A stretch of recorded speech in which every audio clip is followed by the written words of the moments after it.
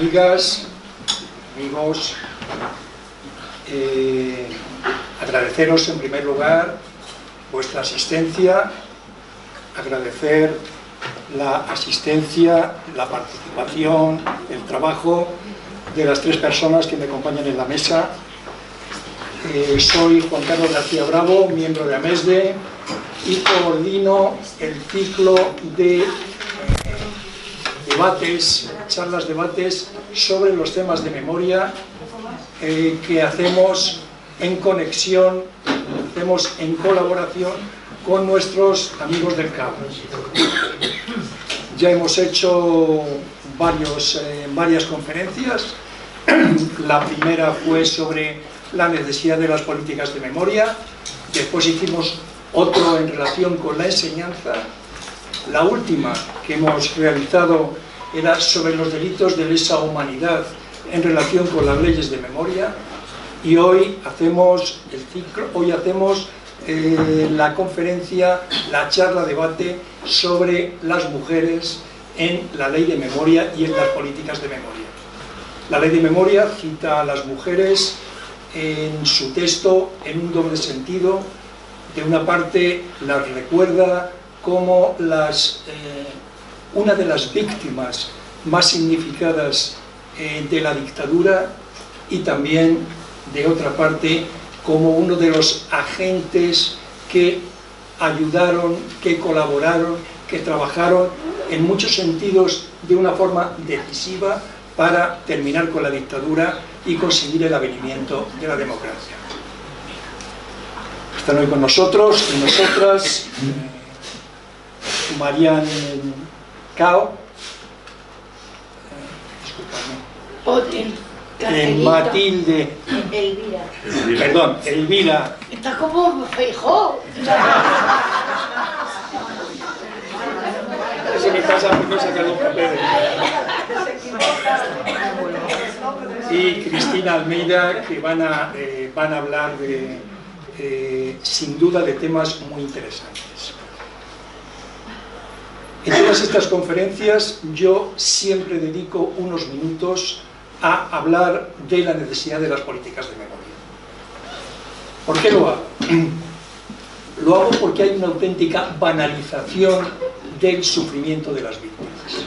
El sábado pasado se derogó la ley de memoria de Aragón, voy a precisar, el PP y Vox derogaron la ley de memoria de Aragón, y lo que me preocupa particularmente, lo que nos preocupa particularmente es la línea, los pretextos que manifiestan para hacer esa derogación. Han dicho cosas fatales, como que queríamos la venganza nada más, como que perseguíamos el dinero, las subvenciones, y ahora se refieren a que queremos reescribir la historia, pero reescribir la historia en el sentido de falsificar, como si quisiéramos contar ahora que ya hay democracia, quisiéramos contar una versión a nuestro antojo de lo que pasó. Nosotros tenemos que mantener de una manera muy firme, y cada vez que seamos capaces de difundirla, que la ley de memoria democrática y en general las políticas de memoria democrática son una necesidad histórica que responde a hechos y cosas concretas. Concretamente, pretendemos que aquellos actos que eran actos criminales no queden en la impunidad. ¿A qué nos estamos refiriendo? En concreto, nos estamos refiriendo a los casi 120.000 muertos y enterrados clandestinamente, al prácticamente medio millón de personas que tuvieron que salir al exilio, al exterminio de toda la oposición, detenciones, la suspensión y la prohibición de partidos y sindicatos, a todas estas cosas concretas que son delitos penales, que son delitos probablemente de lesa humanidad, que todavía no han sido ni enjuiciados, todavía no se le ha aplicado lo que la ley prevé, que es verdad, justicia y reparación. Estas son las razones. No hay ningún intento, no hay ninguna pretensión, ni de reescribir la historia, ni de pasar, ni de enjuiciar porque nos parezca bien. No hay ningún intento en esos sentidos, sino que se trata de que no haya impunidad. La impunidad es, con toda seguridad, el mayor enemigo de la paz futura. Reitero este mensaje en todas nuestras conferencias, pero hoy de lo que toca hablar es de las mujeres en la memoria, en la ley de memoria y en las políticas de memoria. Y para ello va a empezar Elvira, es vicepresidenta del gobierno. No. ¿Cómo has crecido en una tarde? No debes de reírte mucho de mí por internet. Es codirectora de Cult Project y periodista. Eso es. Más fácil. Adelante. Buenas tardes a todas y a todos. Soy Elvira Jiménez y sí, no soy vicepresidenta, soy codirectora de la agencia de comunicación Cult Project y soy periodista de formación. Y en la agencia trabajo como periodista, aunque la codirija. Desde hace unos años me planteaba seguir estudiando, investigar. Y hace 7 años me puse a hacer la tesis doctoral. En esos momentos lo que me apetecía era hacer temáticas variadas, pero hubo un planteamiento con mis directoras de tesis que me decían: a ver, Elvira, con la experiencia que tienes como periodista tendrás que aprovecharla. Luego las temáticas pues tienen que venirte un poco del corazón. Yo desde pequeña vivía un ambiente a mi alrededor en el que mi abuela, mis tías, mi madre, cuando tenían que hablar de ciertos temas, susurraban. Normalmente en Almería, que soy de un pueblo de Almería, se habla fuerte y se grita incluso con una cierta tonalidad, pero había temas que siempre se susurraban. Bueno, pues poco a poco, y con la curiosidad de periodista que ya tenía con 7 años, empezaba a preguntar a mi alrededor, y casi siempre eran temas relacionados con la guerra civil, con la dictadura y con lo que ellas, esas mujeres que me rodeaban, habían vivido, sobre todo habían sufrido. Entonces, bueno, cuando decidí hacer la tesis, con mucha dificultad, porque trabajando de periodista no es que tenía mucho tiempo, empecé hace 7 años, quise aunar la experiencia que tengo como periodista con esa temática que al final es la temática del feminismo, es la temática de la visibilidad de las mujeres, es la temática de quién era yo. Se daban muchas cosas ahí dentro muy interesantes. Y para ello, os voy a enseñar por aquí, no sé si Ana me ha dicho... ¿Qué era esto? ¿Al pantalla? ¿Está en pantalla? Sí, lo acabo de encender. Ahora entra, si no... ¿Funciona? Sí, está aquí.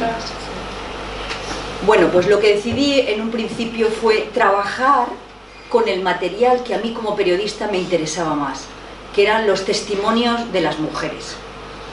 Aparte de tener los testimonios de mi familia, quería tener testimonios de mujeres que hubieran vivido la dictadura franquista, algunas de ellas la guerra civil, aunque de la guerra civil la verdad es que quedan muy pocas, sobre todo la dictadura franquista y la transición. Entonces, decidí hacer un podcast en Radio Nacional de España y analizar a través de ese podcast la situación que vivieron las mujeres. Os voy a poner un poquito de, a ver si se puede y a ver si se oye. Gracias por escuchar los podcasts de Radio 5. Acceda a todos los programas en rtv.es/la casa. Es un podcast que lo puedes oír. El Laboratorio Sociocultural de Radio 5, con Lola Martínez. ¿Se ¿Se oye bien? Hola, ¿qué tal? Bienvenidas y bienvenidos a Artesfera.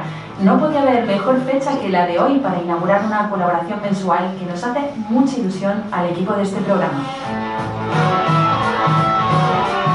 Es un proyecto de la investigación de Elvira Jiménez, doctoranda del Instituto de Estudios Feministas de la Universidad Complutense de Madrid. Su idea es demostrar el valor de la comunicación para rescatar la memoria de las mujeres que vivieron y sufrieron el franquismo y la transición española. Los materiales para poner en marcha esta campaña proceden del proyecto Mujer y Memoria, Madres e Hijas de la Transición Española, de Arantxa Borrachero, profesora del Departamento de Lenguas y Literaturas Extranjeras de la Universidad de la Ciudad de Nueva York. Madres nacidas antes de 1955 son entrevistadas por sus hijas.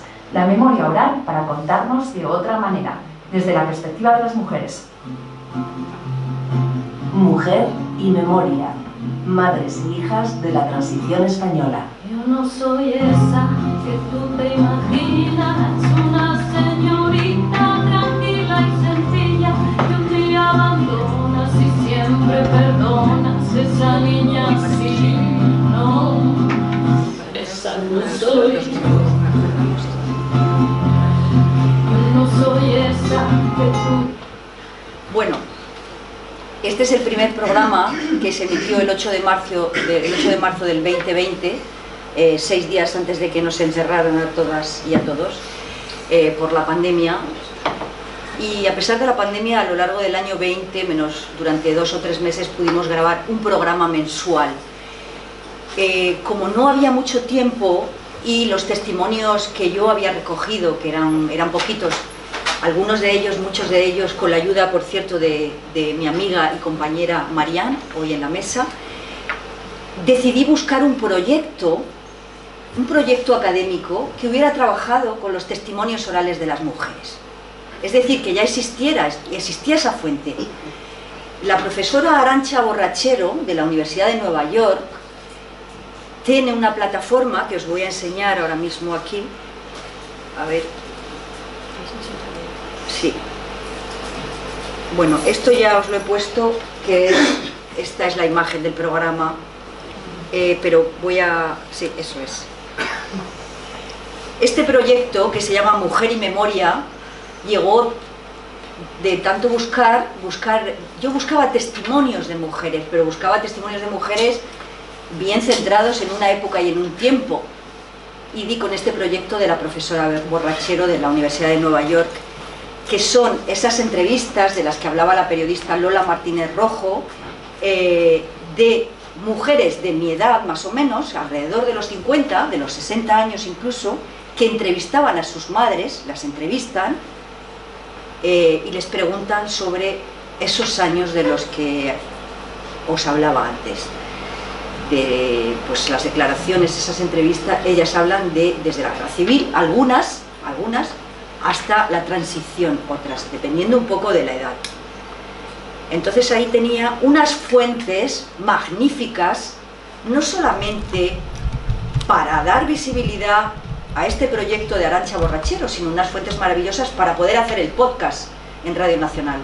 Luego se daban muchas circunstancias a favor, y es que, bueno, yo tengo una agencia de comunicación, conozco a muchos periodistas, con lo cual fue fácil llegar con el proyecto a Radio Nacional y decir, señoras, tengo este proyecto, creo que es un proyecto muy necesario, está esta ley que está llegando, no había llegado todavía, la nueva ley de memoria democrática no había llegado, pero sí que sabíamos que esa ley de memoria democrática, en esa ley era muy importante, lo que decía Juan Carlos, la visibilidad de las mujeres, no solo su sufrimiento, porque estamos todo el día con el sufrimiento, mostrando el sufrimiento, hemos sufrido mucho, pero también había una valentía en esas mujeres, en nuestras madres, en nuestras abuelas, para sacar adelante de miles de formas diferentes a su vida, a sus hijos, a sus derechos.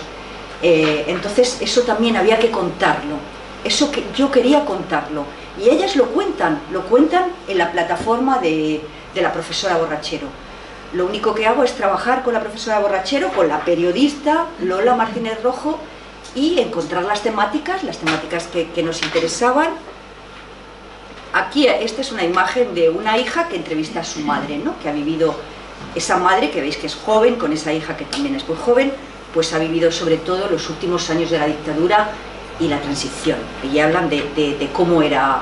Pero bueno, la madre se acuerda todavía ahí, ahora os enseño un poquito, cómo las monjas le tiraban de la falda hacia abajo para que no se le vieran las rodillas, ¿no? Eso cuenta.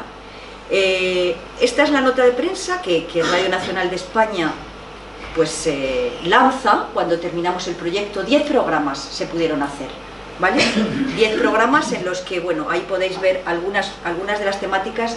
Unas de las más importantes fueron las maternidades robadas, porque muchas mujeres, es un tema también tabú del que no hemos hablado mucho, muchas mujeres perdieron a sus hijas y a sus hijos en los hospitales, y es un tema de feminismo, porque antes se hablaba hace unos años de que era un tema de negocio. No, había negocio, pero es un tema que han sufrido también las mujeres, sobre todo las mujeres. Entonces, bueno, esto es un poco mi investigación. Os voy a poner simplemente para terminar, porque no me puedo enrollar mucho, que yo creo que lo importante es luego que preguntéis, que tengo aquí a mis dos compañeras, que son dos sabias. Yo solamente os voy a poner un poquito de un trocito chiquitito, voy hacia atrás, a ver, Mariano, ¿tú me puedes ayudar? De algún testimonio, ¿no? Para que lo oigáis, porque habéis oído solamente a la... no, arriba, el de Pura. El de Pura y... Gracias por escuchar los podcasts de Radio Exterior. Acceda a todos los programas. Este es un programa que habla de la represión que sufrieron las mujeres. Hay varias temáticas, como os decía. Os voy a poner un poquito... El laboratorio sociocultural de Radio. A ver si llego... Luego te queda... Eso lo sé por tu padre, que me lo decía. Un poquito Lo antes. decían de... Y la transición española. En el mes de mayo rezábamos el rosario, y mientras que una lo rezaba, las otras estábamos cosiendo, o sea, haciendo labor, lavando o haciendo frucita, y nos enseñaba mucho a rezar mucho. Todas las clases o toda la vida esta giraba mucho en torno a la religión. Sí, pues era todo pecado. Estás decepcionada de lo que has vivido, de las bobadas que te han dicho. Todo es malo en la religión, el infierno, te condenas. La sexualidad es mala, la masturbación era malísima, te quedabas ciego, Eso lo sé por tu padre, que me lo decía. Se lo decían de jóvenes. Nosotros sí sabíamos. Hombre, eso no puede ser malo. Bueno, pues los materiales como estos testimonios que acabamos de escuchar proceden del espacio digital Mujer y Memoria, Madres e Hijas de la Transición Española, de Arantzazu Borrachero, profesora del Departamento de Lenguas y Literaturas Extranjeras en la Universidad de la Ciudad de Nueva York. Arantxa, encantada de saludarte de nuevo. Hola, Lola, encantada también. Decíamos que el tema a desarrollar hoy es la represión sufrida por las mujeres en el franquismo, y quería que nos contaras cómo se refleja esa represión a través de estos testimonios que habéis recogido, madres e hijas de Mujer y Memoria. Se refleja, como tú has dicho, muy transversalmente, independientemente de la extracción social, de la edad, de la ideología. La represión está presente en todas las entrevistas, yo creo. Otra cosa es a qué atribuyen las entrevistadas, las participantes, esa represión.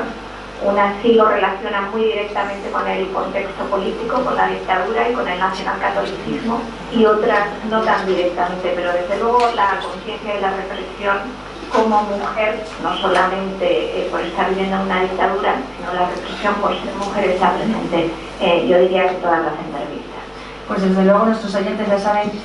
Bueno, porque se decidió hacer esos programas con una estructura fácil, no había dinero, era una investigación, y Radio Nacional evidentemente no va a poner un dinero para la producción, ni para investigar tampoco. Entonces hubo que hacer algo fácil, pero bueno, ya sabéis lo colaboradoras que solemos ser las mujeres, con lo cual, además de los testimonios y de la participación de Borrachero y de la mía de vez en cuando, aunque la mía estaba más en la sombra, era más la organizadora y la productora del programa, junto con la ayuda de compañeras y amigas, en el programa contextualizaban esos testimonios especialistas en cada una de las temáticas. Por eso ese podcast también tiene una importancia añadida, que es una importancia pedagógica.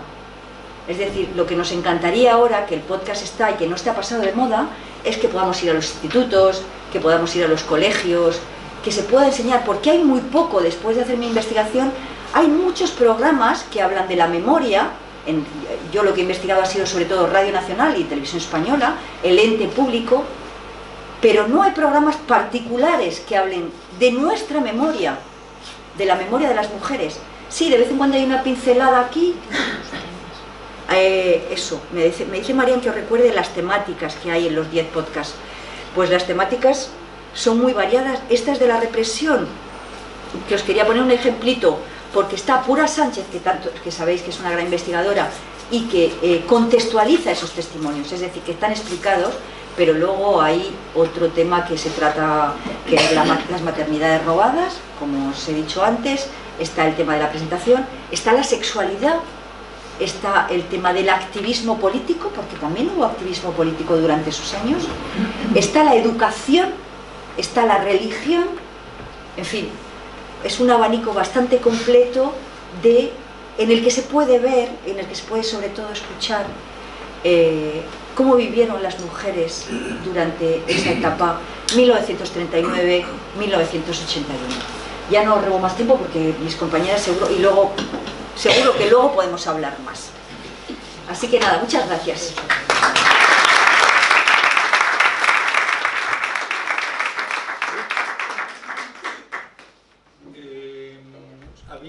Habíamos tenido un debate sobre quién iba a continuar. Marian, esto es una actitud muy femenina, reconducimos y vamos a dar la palabra. La flexibilidad. La flexibilidad, con permiso. La flexibilidad es una actitud. Yo pregunto por si acaso. Es una actitud muy femenina. Nosotras no nos entendemos si lo dejamos aquí para meterla. Así que tienes la palabra, María. Vale, pues muchísimas... ¿Vas a proyectar? Sí, además voy a poner imagen. Yo sí que voy a poner imagen. Yo vengo sintética. Pues yo creo que casi no voy a poner ni siquiera había traído un PowerPoint, como venimos de la universidad y tal, pues es lo que tiene, que traemos. Ahora le busco esto. Aquí. Siguiendo un poco con el trabajo de divulgación de Elvira, que yo os animo a que lo oigáis. Yo creo que está colgado en la web y están los 10 programas, y además hay unas grandes especialistas que enmarcan las conversaciones entre madre e hija. Entonces es realmente muy rico, porque hay una especialista que lo enmarca, que habla y contextualiza, bueno, la problemática de las mujeres tanto en la guerra civil como en el franquismo, y luego están los testimonios. Entonces, con lo cual se une historia y memoria, que yo creo que es uno de los elementos fundamentales. Nosotras desde la universidad y también desde el Instituto de Investigaciones Feministas al que pertenecemos, yo quería simplemente enseñaros uno o dos proyectos que hemos realizado, y que una de las cosas que nos importa, como dice Elvira, es de alguna manera de construir la historia, bueno, que se da en la universidad, no solamente en la universidad, sino en educación primaria, secundaria, etcétera, desde una serie de presupuestos. Las que trabajamos desde la academia necesitamos teoría para pasar a la práctica, pero una es la justicia epistémica. Es decir, tenemos que volver a releer y tenemos que volver a reconstruir la historia y el conocimiento desde el concepto de justicia cognitiva, porque hay muchos elementos que no están. Decía Walter Benjamin que todo lo que ha acontecido no ha de darse por perdido para la historia, y que somos las generaciones las que tenemos que mirar al pasado y saber qué es aquello de valioso que queremos recuperar. En esa historia yo trabajo muchísimo en los centros culturales y en museos, y siempre digo que cuando Bueno, que igual que cuando una niña o un niño lee los libros de historia o entra en un museo, lo que encuentra si es una niña y además es de pocos recursos, es su propia ausencia y su prescindibilidad. Y eso es una responsabilidad democrática. Es decir, los museos, que son museos pagados por todos y cada una de las españolas y los españoles, estamos pagando desigualdad y estamos pagando clasismo y estamos pagando etnocentrismo, con lo cual tiene que darse una relectura crítica de qué es lo que ponemos en valor, qué es lo que está en los museos y qué es lo que ponemos en valor en los libros de texto.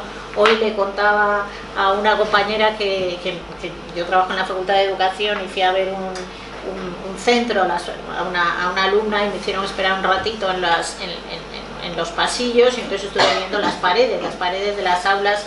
Te dan muchísima información, ¿no? Y entonces estaban todos los trabajos de las niñas y los niños, no había ni una sola mujer.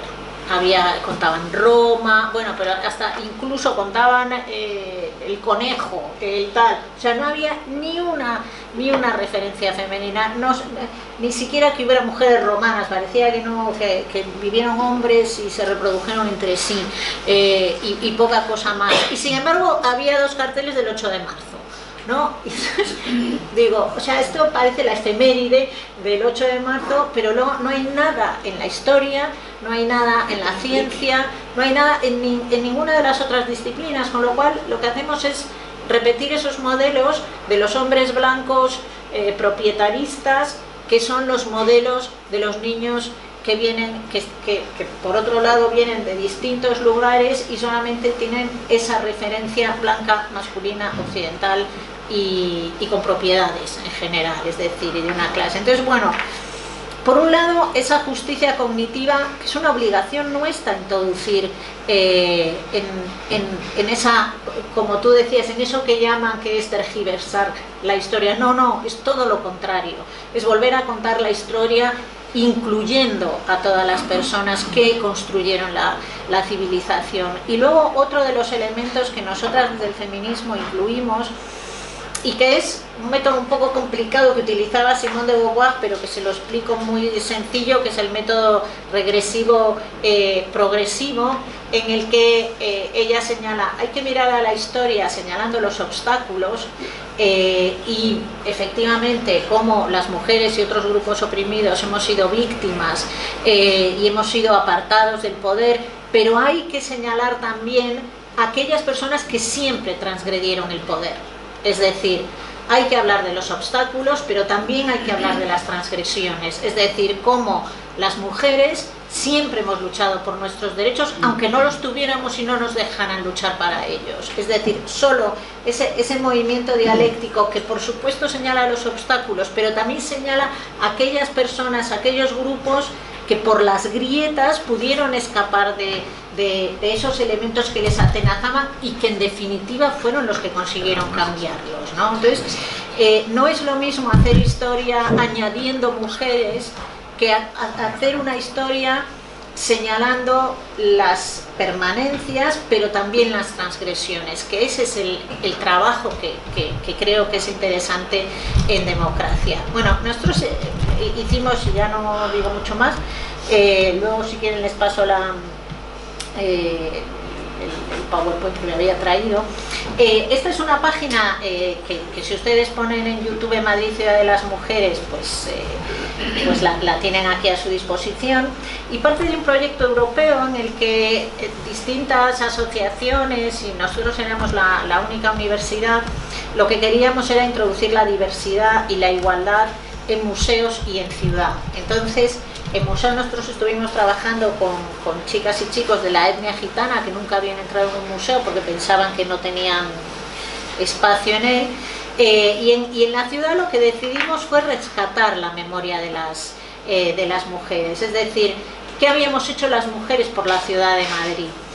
Y de alguna manera la metodología que utilizamos, que fue esta metodología regresivo-progresiva, es decir, señalar los obstáculos, pero también señalar a aquellas mujeres que lucharon por el derecho a la ciudadanía y por el derecho a la democracia, etcétera, Lo que hicimos fue, la universidad, como ustedes saben, está llena de libros, de cosas dentro de los cajones que nadie lee.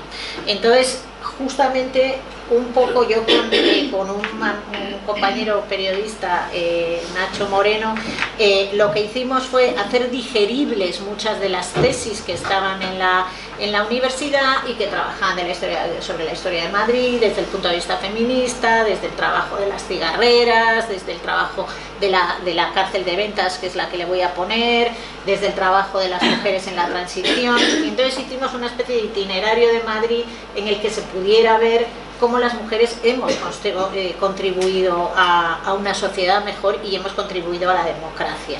Bueno, como era un proyecto europeo, lo tenemos en inglés y en español, con lo cual también puede ser interesante para aquellos turistas que quieran conocer Madrid desde otro punto de vista. Y sí, o sea, en vez de conocer la estatua de Carlos III, o sea, de los monumentos de los militares, que es a lo que a vírgenes y militares, que es a lo que se dedica la ciudad de Madrid, pues porque además previamente, es verdad, hicimos todo un estudio sobre cuántas calles de mujeres había en la ciudad de Madrid, y había muchas, pero eran todas santas y vírgenes, o sea, mujeres reales, mujeres de los constructores, claro, se contaban con los dedos de una mano, y poco más, y las estatuas, por supuesto, etcétera, la mayoría. Lo cual simbólicamente es muy interesante, porque al final lo que estamos ofreciendo de modelos es violencia, ¿no? Son los militares que han ganado y toda una pléyade religiosa simbólica, sacrificada y mártir, ¿no? En el caso de las mujeres. Bueno, a mí me gustaría ponerles las mujeres en la guerra civil, la cárcel de Ventas, y si me da tiempo, el papel de las mujeres en la transición. Este ha sido un trabajo desde nuestro punto de vista muy feminista y muy colaborativo, porque lo que hicimos fue contactar con la asociación de los familiares de la cárcel de Ventas, y ellos y ellas tuvieron la amabilidad de darnos muchísimas imágenes y muchos de los testimonios también.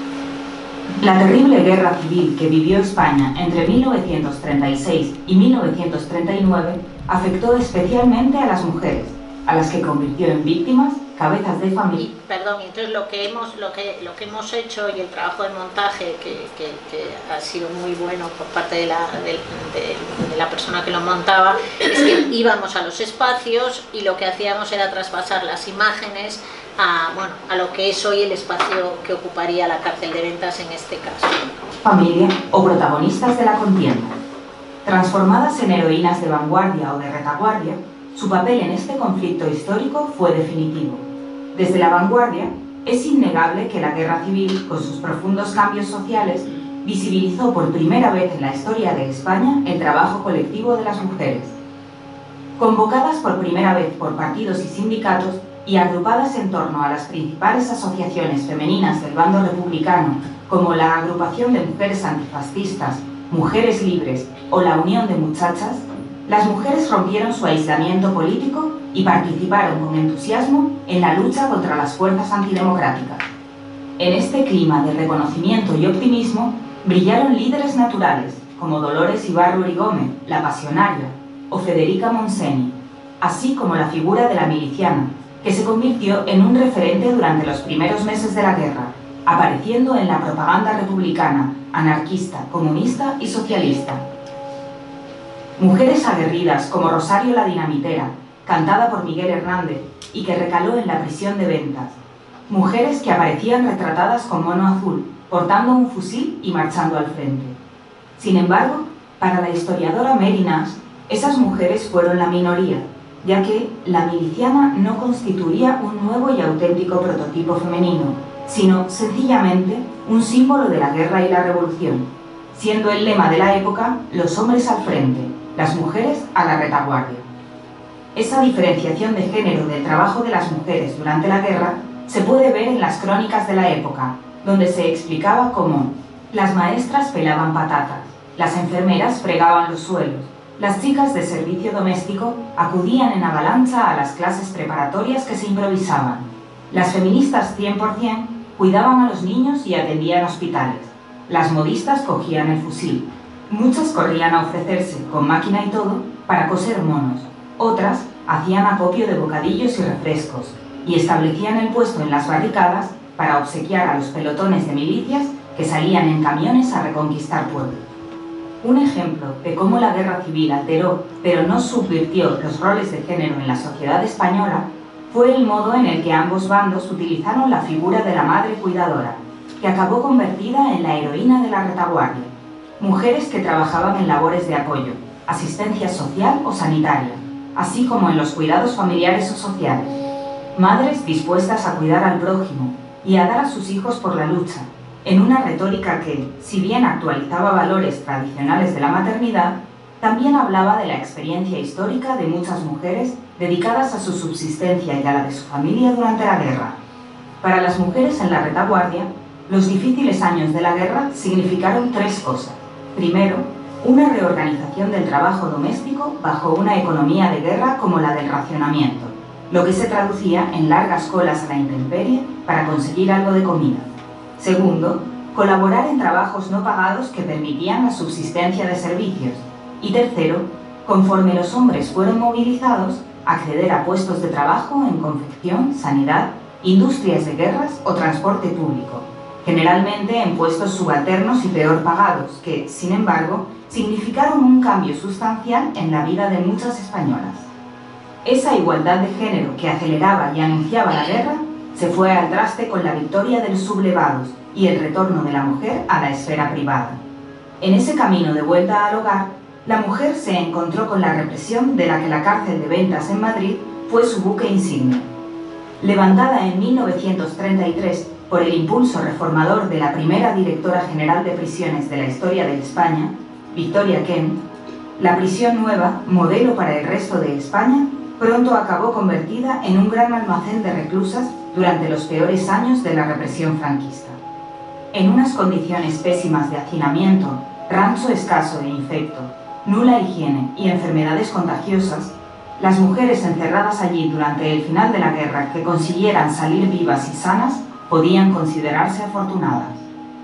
Muchas mujeres fueron encarceladas por su participación activa y política en el conflicto, pero muchas otras lo fueron por ser madres, esposas, hermanas o hijas de antifranquistas, en una operación de chantaje y castigo a los mismos.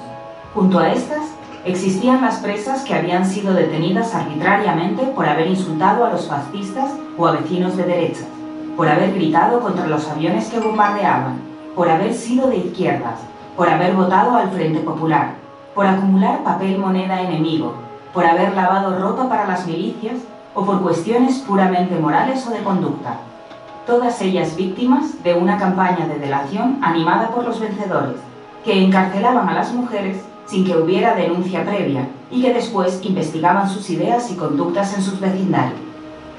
En ese ambiente represivo, todo parecía motivo de condena, y hubo distintos colectivos de mujeres madrileñas que se vieron afectados, entre ellos el de las porteras, mujeres generalmente mayores a las que se acusó de delatar a vecinos y de controlar inmuebles para el realojo de refugiados, convirtiéndose en sospechosas para el régimen franquista. Junto a ellas, se demonizó a las mujeres que trabajaron en el sector servicios, como las enfermeras, camareras o criadas, que pasaban a hacinarse en una cárcel atestada, tal y como nos relata Josefina Amalia Villa. En el 39 había 11 o 12 mujeres en cada celda, absolutamente desnudas, los colchones o jergones de cada una y nada más. Todo vestigio de la primitiva dedicación de las salas había desaparecido. Se había transformado en un gigantesco almacén, un almacén de mujeres. El moderno edificio escondía mujeres que se amontonaban en los pasillos, las duchas, las escaleras e incluso los váteres. Se comía por turnos que se alargaban hasta la madrugada. Las reclusas menores de edad estaban junto a las condenadas a muerte o las ancianas, y las presas con niños recién nacidos convivían con enfermedades y sobrevivían sin personal sanitario. Hasta 1944, las presas no contaron con la atención de un ginecólogo. Esta cárcel albergó, entre otras, a las 70 mujeres que fueron fusiladas en el cercano Cementerio del Este durante los 2 primeros años de la victoria franquista y que fueron la máxima expresión de la encarnizada represión al llamado Madrid heroico. Desde Ventas, las prisioneras podían oír las ráfagas y los tiros de gracia, con los que contaban a las fusiladas, que pasarían a localizarse en una sección especial de la cárcel para evitar que su búsqueda entre las prisioneras creara alborotos. El 5 de agosto de 1939, las presas de Ventas pudieron oír 56 disparos, de los que 13 eran destinados a mujeres, las famosas 13 rosas, de las que 7 de ellas eran menores de edad. Las muchachas estaban vinculadas a la Juventud Socialista Unificada, cuya estructura supuestamente intentaban recomponer tras el final de la guerra. Basadas en fantásticas acusaciones y delaciones personales, las jóvenes fueron sometidas a un tribunal de guerra y condenadas a muerte ante las protestas internacionales. Su muerte y la entereza con la que la afrontaron se convirtió en un mito que las presas de las Ventas se contaban unas a otras para animarse en la fría noche de la represión.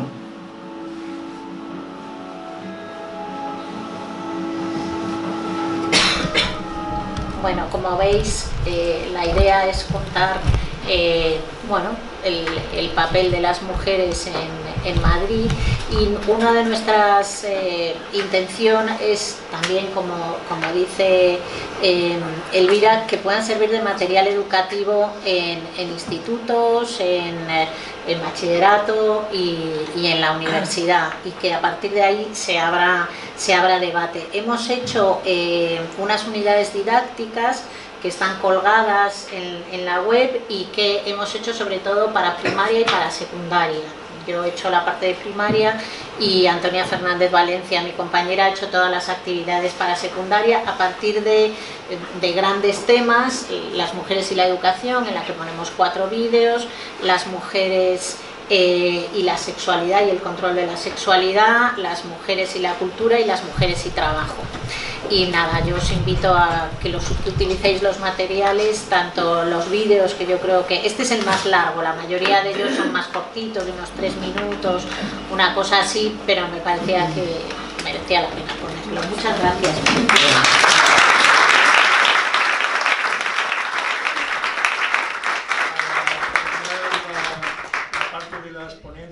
Y pasar a debate, preguntas. Gracias, Marian. Presentamos a Cristina Almeida. Voy a dar un dato de ella que a lo mejor no es muy conocido. Cristina es miembro de la junta directiva de AMES, de nuestra asociación, y bueno, pues estamos muy satisfechos de tenerla en nuestra asociación. Muchas gracias, Juan Carlos. El que es un crack en nuestra asociación es él, porque él ha estudiado todas las leyes de memoria que han salido en este país. En este país empezaron las leyes de memoria al revés. Empezaron por cada comunidad, y la que no la tenía casi estaban mal miradas. Ahora las que la tienen son las que están mal miradas. Entonces estamos viviendo una etapa muy distinta. Yo cuando venía a la charla, yo creo que las mujeres siempre hemos tenido robada la memoria, porque siempre alguien se las ha apropiado. Yo te diría que primero eran los hombres, teníamos que ser las esposas, teníamos que ser las madres. En el fondo estamos en torno a su actividad, y sin embargo estamos viviendo una época de actividad importantísima para las mujeres, pero no ya en el franquismo, sino en la República. Y la República significó para las mujeres una consideración de derechos que no estaban en ningún país casi europeo. Que nosotros tuvimos en el año 31 el divorcio, luego no lo tuvimos hasta el 81, no hasta la Constitución. En la Constitución no se pudo meter el divorcio porque Fraga dijo que se iba a meter el divorcio. Es decir, es como era una cosa totalmente tal, pues los derechos de las mujeres, excepto 2 importantísimos, que se hicieron antes de la, digamos que se hicieron antes de la Constitución, como fue la despenalización de los anticonceptivos y la despenalización del Es que antes hablábamos de corrido, ¿sabes?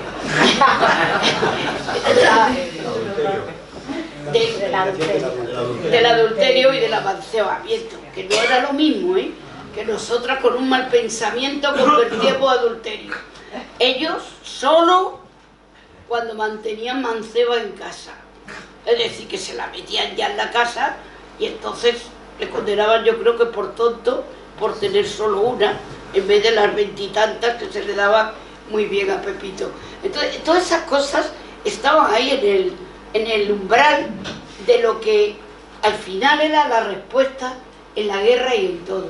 Y yo tengo la impresión de que a nosotras nos costó más recuperar nuestra propia memoria que hacer comparsa de la memoria de ellos. Las mujeres éramos las que hacíamos las comidas a la cárcel, las que las llevábamos, las que nos preocupábamos de los hijos. Esa época de silencio, el silencio era para defender. La gente no hablaba bajito porque le diera un ataque de afonía, es que no quería que le oyeran la de al lado, es que el silencio era parte de la defensa de los hijos y de todo, porque el saber podía costar la vida y el no saber podía mantenerte ajeno a la represión. Por eso, esa época de silencios de las que hablamos, siempre, yo la verdad, no he tenido conciencia de esa época porque mi familia era toda de derecha y no se sentía con obligación de contarnos cosas terribles, por lo menos lo que me llegaba a mí. Y entonces no tenía esa conciencia de saber o no saber, sino de lo que venía y de lo que te enterabas. Pero luego sí viene la época de investigación. Y la época de investigación es la época en la que tú quieres saber. No en la que te quieren ocultar, sino en la que quieres saber. Que fundamentalmente es cuando te dan la oportunidad de estudiar y de ver otro mundo que no habías visto en el colegio de monja de 13 años que habías tenido siempre. Por lo tanto, yo me acuerdo que el hecho también de dedicarme a defender presas políticas y trabajadores, te hace tener una visión del mundo muy distinta y no es la misma que puedes tener pues llevando letras de cambio. Entonces, para mí la conciencia, el compromiso social fue el gran conocimiento de lo que era la historia, la memoria y lo que debía ser el futuro. Y creo que esas tres cosas es lo que hace recuperar la memoria de las mujeres. La memoria de las mujeres no estaba en el programa. Más bien estaba el silencio de las mujeres. Y es verdad, sin embargo, que las mujeres no estuvimos en silencio.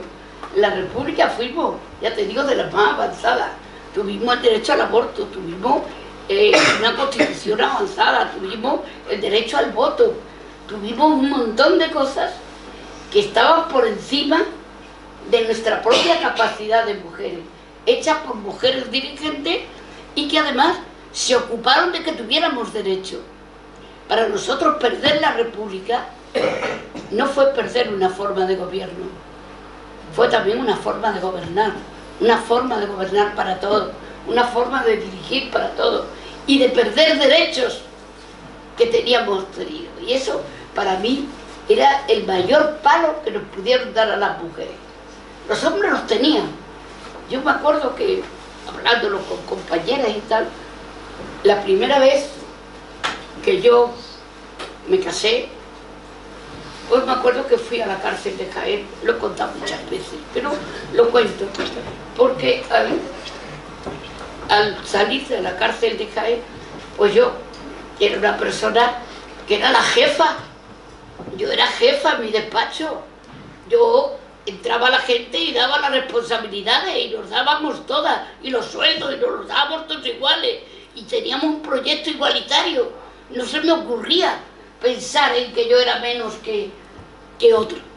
Y de repente, en el año 68, cuando todo el mundo parecía que estaba en el mayo francés, nosotros estábamos aquí con el burro español y además que allí nadie salía a Francia porque no teníamos ni pasaporte. Pero cuando voy a la cárcel de Jaén, pues tuve una pelea con el director y no me dejó entrar. Entonces me voy ahora mismo a denunciar al juzgado de guardia. Y fui. Digo, que vengo a denunciar al director de la cárcel. ¡Qué valiente! Nombre, Cristina Media Casa. Edad, 22 años. Tengo yo 23. Lo había cumplido. Y dice, licenciado en Derecho. ¡Qué lista! Dice, Estado civil. Y de eso que me acababa yo de casar hace unos meses y tenía esa cara de tonta que te puedes dejar los 3 primeros meses. Y digo, casada. Y decir casada, y pararse el juez, y pararse el secretario, y mirarme los dos diciendo, ¿estáis su marido? Claro, ¿cómo se me iba a ocurrir a mí llevar a mi marido a Jaén? Yo iba a Jaén porque era la que llevaba a los presos. Bueno, pues esa sensación que tuve de descubrir que por ser mujer me habían quitado mis derechos. Y encima el enamorado, el que me quería, el que me había enamorado de él como lo mejor del curso, y al final se había quedado con todos mis derechos. Y yo no pude denunciar porque no estaba él. Y eso para mí fue la mayor vergüenza que he tenido como mujer. Saber que me quitaban los derechos por ser mujer. Y que encima se los daban a él por lo que fuera. Sería por hombre, pero vamos, se los daban por derecho propio. Entonces, lejos de darme una conciencia feminista, me dio una conciencia de desigualdad. Y de decir, pero ¿cómo va a haber cómo va a haber una situación de desigualdad por el hecho de ser mujer? Claro, luego eso ¿cómo lo supera? Pues con el feminismo. Empiezas a luchar contra la desigualdad a través del feminismo. Pero descubrir la desigualdad es como algo que no se puede ver fácilmente. Que yo luego me leía Lidia Falcó, me leía La Mujer y la Sociedad, me leía todas las cosas, porque no entendía que desde la justicia pudiera haber esa desigualdad. Y además no lo entendía ni tu marido, ni el de al lado, ni el camarada glorioso, ni nada. Es decir, esto lo daban por supuesto. Entonces te sentías como abandonada en tu proyecto de igualdad. Y eso te daba una gran sensación de que tu historia no era tu historia, era la historia de los demás. Pero a partir de ahí la conoces. Y yo creo que ahí empieza a reclamar la historia de las mujeres. La historia de las mujeres no es la historia de ellos, es la nuestra. Y la nuestra se ha rellenado, como ha dicho, con el llamamiento de Eric Nas, cuando dice hay que sustituir a 180.000 trabajadores que se han ido a la guerra y queremos mujeres aquí en la industria de armamento, mujeres que no sabían leer ni escribir y que el 80% eran analfabetas. Y allí se presentaron y sustituyeron esa mano de obra, que luego fueron fácilmente sustituir a ella cuando llegaron ellos desde la guerra y ocuparon otra vez sus puestos. Pero es verdad que esa sustitución, que en algún caso fue, como han dicho aquí, de miliciana, pero no era el modelo más típico, sino el modelo más de ayudar, como de brigadistas, de tal, pero yo creo que el descubrimiento de las mujeres fue después, cuando se sintieron abandonadas en su propia cultura, en su propia ayuda, porque ellas no estaban allí para ayudar, estaban para luchar. Pero parte de su lucha era el silencio, el cuidado, el tener a los hijos, el llevarles comida. Me acuerdo de una señora que me dijo un día, Cristina, ¿sabes qué me ha dicho mi hijo? Que él de mayor quiere ser preso político para que le hagan estas comidas tan ricas que le lleváis a la cárcel. Y yo desde aquel día no he llevado una comida a la cárcel que no la hubiera probado mi hijo mucho antes. Dice, de verdad, preso político no es una profesión, es un castigo. La comida te la hago yo aquí en casa y no tiene que ser castigo. Pero hasta dónde llegaba el cuidado que había de ellas hacia los demás, que les quitaban la propia comida que tenían ellos. Entonces, esa labor asistencial las mujeres la vivían, la hicieron, la consumaron, fue un papel importante, pero no era el suficiente.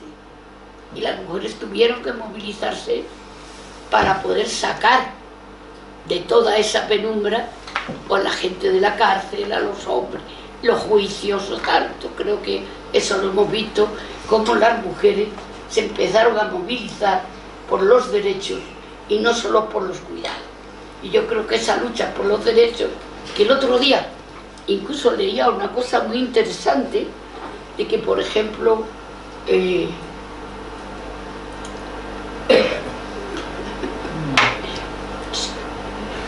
que la propia Clara Campoamor pues murió en la indigencia, es más, murió ciega y murió en la indigencia, porque como no la querían ninguno en sus listas electorales, pues no se pudo presentar nunca más. Y que incluso hace poco se estudió de que había un grupo de señores que quisieron asesinarla, y había un grupo de asesinos para cargarse a Clara Campoamor. Como lo leían entre esas muchas cosas que se están viendo ahora que ocurrían. ¿Por qué? Porque era una defensora de los derechos de la mujer, una defensora que le quitaba derechos a ellos. Mira ahora que están tan tristes algunos y se están quejando de que tanta protección a las mujeres los están dejando a los pobres sin lugar en el mundo, sin espacio a ellos mismos. Y digo, bueno, en fin, estamos aquí en otro lado, pero en cualquier caso hemos visto que el desarrollo de la historia de las mujeres ha tenido que ver mucho con el desarrollo de la cultura. Y les digo las políticas de memoria, porque las políticas de memoria se han hecho primero también para la búsqueda de ellos, no de las mujeres. El otro día leía, ese alcalde que ya sabes que va por libre, dice, pues había admitido entre las mujeres a reivindicar en Madrid a Matilde Landa. Matilde Landa, que no era de Madrid, que era de Palma de Mallorca, además. Y Matilde Landa es una mujer que le ofrecieron convertirse a la religión, y si se convertía a la religión se le perdonaban sus delitos. Y como la iban a forzar, ella se suicidó tirándose de una ventana de la cárcel de Palma. Yo, como he presentado la represión en Palma de muchas mujeres, sé lo que ocurrió. Y esta era una mujer reivindicativa, lo mismo que le ofrecieron a Miguel Hernández para sacarle de la cárcel si renunciaba a sus ideas. Y él murió de tuberculosis en la cárcel por no renunciar a sus ideas. Y fijaros que Josefina, la mujer de Miguel, le pidió que estuviera velándole al cadáver el día que había muerto, y le dijeron que podía quedarse en el cementerio hasta las 6 de la mañana, pero que a las 6 de la mañana venían a fusilar en las tapias del cementerio y que ella ya no podía estar allí. Es decir, que todo ese dolor, todo eso era lo que hemos tenido que ir buscando las mujeres en los cuidados, en el sufrimiento, en el apoyo y en la lucha. Y por eso ha costado más recuperarlas. Otras empezaron porque, claro, hubo mujeres que destacaron tanto de por sí que podían, a donde fueron, llevaron la historia de las mujeres. Las que se fueron al exilio, las que se fueron a crear universidades en otros lados. En España ahora estamos viviendo la primera exposición a una mujer sola, Quintanilla, en la Thyssen, precisamente una mujer que es conocidísima en toda Europa y que además es una privilegiada del vanguardismo y de todo, y que sin embargo aquí no la conocíamos de nada y hemos tenido que sacarla. Estamos sacando a las mujeres de los sótanos del Prado, que incluso para sacarla tenemos que poner alguna cara de hombre porque si no dice que no atrae. Entonces tenemos ese tipo de situaciones que nos cuesta mucho recuperar nuestra historia, cuanto no nuestra memoria. Entonces, sin embargo, creo que la lucha de las mujeres ha llevado a que hoy sea un elemento esencial conocer la lucha de las mujeres en todo el mundo, y que han empezado con todo, primero desde la Revolución Francesa, la ola, la no ola, la Carta del Derecho a la Ciudadanía, las sufragistas, las que se quitaban los sombreros, las que nos quitábamos el sujetador, todas hemos ido quitándonos cosas para poder aparecer en el mundo más sencillita de lo que nos querían poner. Y yo creo que esa cantidad de historia es lo que ha hecho que hoy las mujeres no tengan solo una historia terrible de sufrimiento, que muchas veces derivada de los demás, sino que tengan una historia de protagonismo que no la habían sacado nunca. Ahora conocemos a Rosario la Dinamitera, pero ¿cuántas mujeres fueron peladas, fueron rapadas, paseadas por los pueblos con aceite de ricino para que pudieran aguantar por toda Asturias o por todo el mundo? ¿Cuántas mujeres han tenido que sufrir esa represión, que es una represión no solo política, es femenina, es de ir a la mayor vergüenza a una mujer, a lo que le puede doler más a una mujer? A un hombre no le rapa, pues, anda que no puede ir rapado por los piojos, pero a una mujer la rapa para saber que le están haciendo un reproche de algo que no es suyo. Entonces, el castigo era un castigo también femenino, era un castigo de naturaleza de mujer. Y a mí me parece que hoy recuperar esa historia es una historia la más importante. ¿Y quién la ha hecho? Vosotros habláis del franquismo. Yo nací en el año 44, con lo cual el franquismo todavía le quedaba algunos años de existencia. Pero sobre todo, naces en una época en la que se están empezando a hablar de las cosas, se están empezando a luchar por las cosas, porque claro, la lucha de los obreros por su trabajo, por la industrialización, no les llega solo a ellos, nos llega también a nosotras. Yo me acuerdo de haber hecho la ley de amnistía, tantas veces mencionar la otra que, por ejemplo, llevó a las mujeres a las fábricas, porque a las mujeres al casarse las obligaban a dejar el trabajo, en un primer lugar, y luego le daban la dote por matrimonio, que te daban 3 perras para que te compraras la cama de matrimonio y la mesa comedor de formica, y a los 40 años cuando te dejaban ya ni tenías la mesa de formica, la cama se movía por todos lados, y al final tú te quedabas sin trabajo, sin mesa y sin cama. Pero en cualquier caso, con una propina que era la dote por matrimonio y que solo se le daba a las mujeres.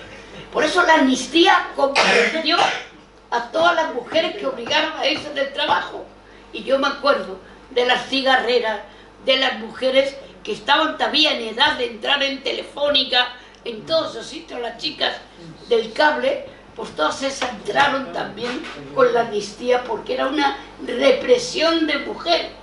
Y recuperar esa represión era ganar una pica en Flandes. ¿Cuántas mujeres a los 50 años y de Cristina, por Dios, se me han puesto a trabajar en el Corte Inglés, que me echaron hace no sé cuánto y aquí estoy otra vez en Galerías Preciados, que era lo que se llevaba entonces? ¿Por qué? Porque empezaron a reconocerse los derechos de las mujeres.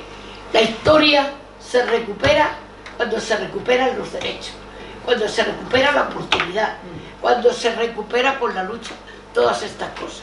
Y yo creo que estos estudios que se están haciendo a partir de, sobre todo, del franquismo, digamos, de la transición, había mucha más gente que ya antes de la transición, y ahora están haciéndose un montón de trabajo, que estaban luchando, y estaba el MDM, y estaban un montón de mujeres que estaban comprometidas políticamente con la situación, y que ya estaban luchando no solo por los derechos, no solo por los cuidados, sino por la historia. Y yo creo que eso son cosas que hay que sacarlas, porque están ahí como una gran lucha de todas aquellas mujeres. Yo, como me voy en ese intervalo entre el franquismo y la transición, pues me veo más en el franquismo que en la transición. ¿Por qué la transición? hubo tantos padres y tan pocas madres que no nos dejaron meternos casi en la transición. Ellos la hacían, la ponían, nos decían, pero ojo, la transición la hicimos nosotros. La hicimos la lucha de los obreros de los años 60 y 60 y tantos, empezaron en Asturias en los 64, empezaron en tal, y esos son los que hicieron la transición. Algunos la llevaron al papel, pero otras nos quedamos fuera del papel y fuera de la transición, pero en ningún caso fuera de la lucha. Por eso, recuperar la historia y la memoria de las mujeres no ha sido fácil, porque casi nadie la quería reconocer. La hemos tenido que imponer, como casi imponemos todo, porque por ellos no reconocerían nada. Por ellos, el derecho a un cuerpo es mío. La sentencia de la minifalda, empresario que la veía, ¡ay, con esa minifalda, para mí! Se considera poseedor de todo lo que les rodeaba. Y éramos nosotras las que teníamos que poner el freno. Por eso, conocer esas historias es casi más importante que algunas otras. Hay muchos que son mártires, pero hay otras que son siempre las que están al lado. Bueno, con las que están al lado a veces es más importante que los mártires, porque los mártires se pueden caer, pero si tienen a alguien al lado que la sujeta, aguantan. Y solo con ver fotos, pues ya las podemos ver también, que cada uno tiene una al lado. Dice que detrás de un gran hombre siempre hay una mujer. Al contrario, ¿no? Bueno, pues yo digo que de todas maneras, detrás de una gran mujer aguanta difícilmente un gran hombre. Por lo tanto, no va en el sentido contrario, sino que va en el que tenemos que decirlo. Por tanto, creo que estamos en una época, yo diría, de vacas gordas, de recuerdo, de memoria. Porque ahora que están, lo primero que hacen los del PP con Vox es quitar dos cosas: la memoria y la mujer. ¿Qué tendremos? Que tenemos que ir siempre juntas con mujeres, porque nosotros recordamos y porque nosotros apostamos. Por lo tanto, esa guerra que hay implícita, pero que es explícita, hace que solamente la ley de memoria, que en estos momentos se está manteniendo por el Estado, sea la que puede imponer la memoria, porque los demás sitios, como ha dicho la de Aragón, pero vendrán muchas más, que si no la quitan la ley, quitan la vergüenza. Y yo ya he tenido más de un pin parental de esos que te hacen de vez en cuando en algún sitio, frente a otros que te dan premios. Pero es verdad que hoy la ley de memoria la tiene que mantener la gente que está luchando por la memoria. Por eso, yo si estoy en AMESDE, es por cuando dejé de vivir la historia, ya por jubilación, me puse a vivir la memoria, también por obligación.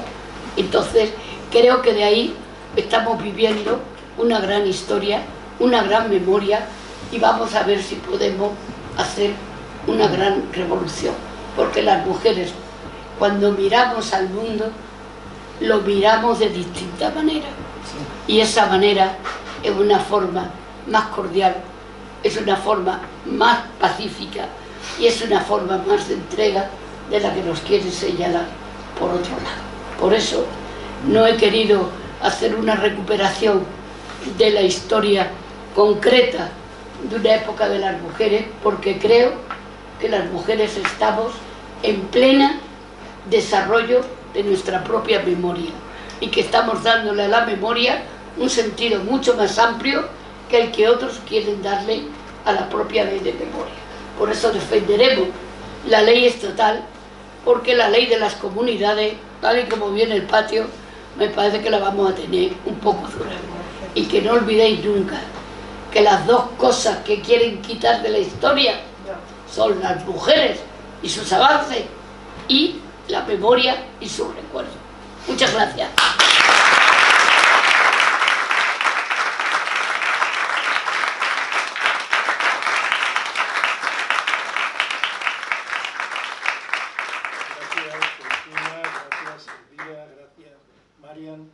Vamos a dar paso a un turno de palabra. Yo quiero decir una cosa antes de empezar, y es que, claro, las mujeres son elementos decisivos de la lucha en estos momentos. Es decir, si en la primera mitad del siglo XX el movimiento obrero, el movimiento sindical, fue el que puso freno al fascismo, ahora mismo el freno del fascismo lo tiene el movimiento feminista, sin ninguna duda. Cuando uno analiza cómo se vota, ves que quien está poniendo freno al fascismo, desde luego en España, a Vox, son el voto femenino. Dicho lo cual, tienen el... Yo solo quería decir, a tenor de todo esto, que la única y verdadera revolución es la feminista. Tengo claro, desde pequeñito, desde los tiempos de mi madre, que me has hecho recordar mucho a mi madre, lo tengo clarísimo. Y luego otra cosa que quería comentar al tema de la educación, porque yo creo que la cuestión está ahí, el verdadero cambio está ahí. Y yo, mira, en mi experiencia personal, que he estado 3 años, ahora últimamente trabajando en un instituto de secundaria, no de profesor, de conserje, pero he estado ahí 3 años y he podido ver que efectivamente los chavales están saliendo más machistas que nunca, ¿eh? Entonces digo, ¿qué pasa? ¿Qué pasa? Porque esto, volvemos, en fin, quería ver qué pasa con eso. A mí se me ha olvidado una cosita que primero quería felicitaros. Primero porque yo desconozco, de verdad, y digo que no he visto los podcasts.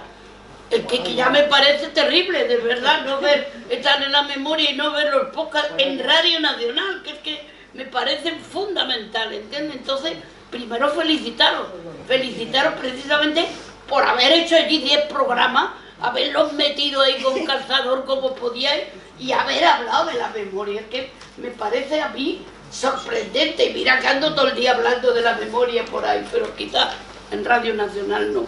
Pero en cualquier caso me parece que es una labor tremenda la que habéis hecho, y que no me extraña que empezara en Nueva York, porque el exilio de muchas mujeres, el paso por allí de muchas mujeres dio oportunidad a darle otro estilo al contar sus historias. Y si hay alguien que desde la historia te la saca, pues son personas como vosotros, que me parece como vosotras, que me parece importante. Sí, bueno, primero de todo quiero agradecer a todas, a Cristina y a vosotras dos, que los nombres ya no tengo más. Los tenía jefe.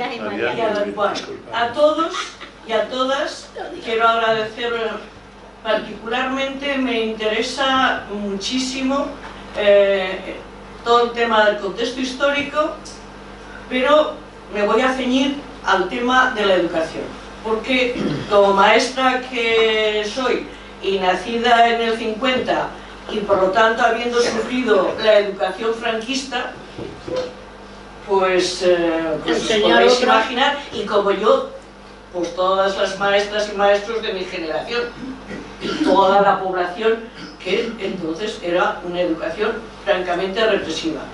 Yo, como me gusta mucho que vosotras hayáis cogido el método de Simone de Beauvoir, que yo tuve la suerte de conocerla en el 72 en París, porque yo era rebelde, y como era rebelde, en cuanto que me pude largar de España, me fui a París para 2 años y me quedé 4, o sea que, pero para mí, allá pillé el posmayo del 68 francés, y eso a mí me abrió el mundo.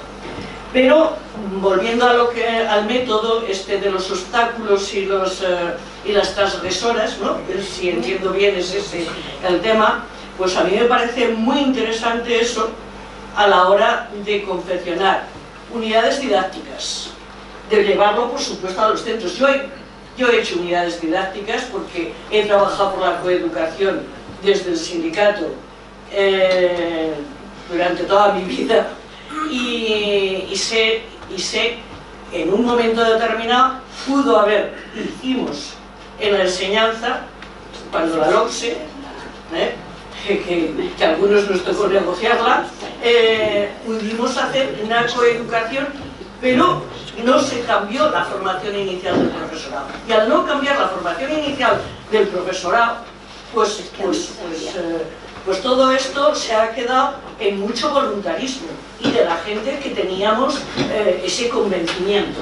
Pero el grueso del profesorado, algunos y algunas han hecho esfuerzos a través de la formación permanente, pero yo creo que efectivamente en estos últimos años, yo al menos lo veo desde fuera, jubilada ya y tal, me da la impresión de que está habiendo una regresión considerable en los centros, porque hoy día un adolescente le pide a su novia el teléfono y le hace, vamos, me parece tremendo que todavía se hagan esas cosas.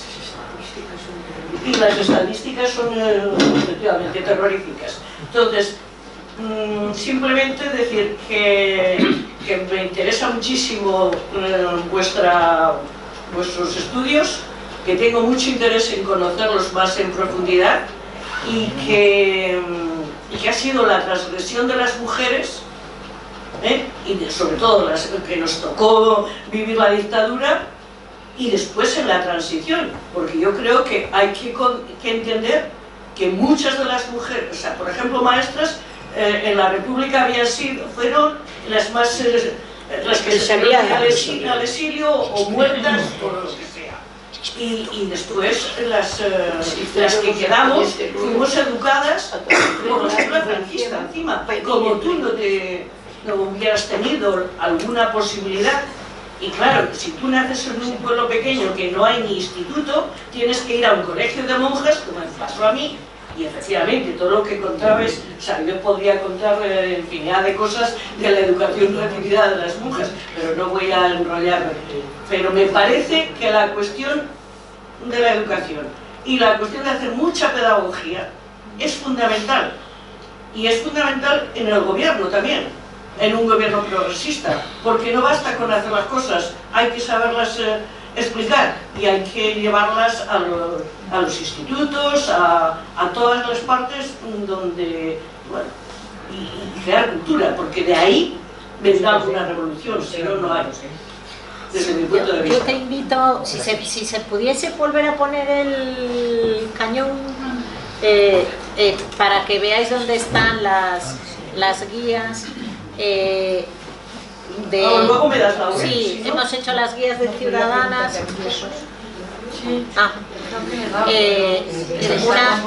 Una sobre ciudadanas, trabajadoras, mujeres en la educación y la cultura y el control de la libertad femenina. Entonces, sobre todo yo lo hago para que las uséis, porque están en la web y se pueden usar y de hecho es un poco lo que hacemos nosotros. Uno de los vídeos que tenemos son las maestras republicanas, justamente, ¿no? La exposición que ha habido de las maestras así. Claro, mira, aquí lo tenéis. Lo que hace falta es que desde la universidad lo podáis llevar a los institutos, claro, porque a mí, yo ya estoy jubilada y ya no tengo una relación tan directa, voy a estar luchando, pero... Como nosotros hemos trabajado las mujeres ciudadanas, el símbolo de Madrid, que es una osa y no un oso, el Liceo Club, las mujeres en la guerra civil, las mujeres en la transición, o sea, bueno... Vamos a continuar. Te digo que la gran dificultad que yo decía a Juan Carlos es que teniendo esa doble competencia, por un lado las leyes de memoria de las comunidades y por otro lado la ley general, hay muchísimas dificultades para poder introducir en esos sitios. En Madrid, ¿qué me va a contar? ¿Entiendes? Las que tenemos, ¿no? Vamos a continuar dando palabras para aprovechar. Sí, Jaime. No, iba a decir que no hay ningún problema si lo enviamos a todos. Sí, claro, yo te doy el... No hay ningún problema. Y si queréis la guía, yo hice la guía educativa de maestras claro, de la exposición y la tengo en PDF. La enviamos a todos, no hay ningún problema.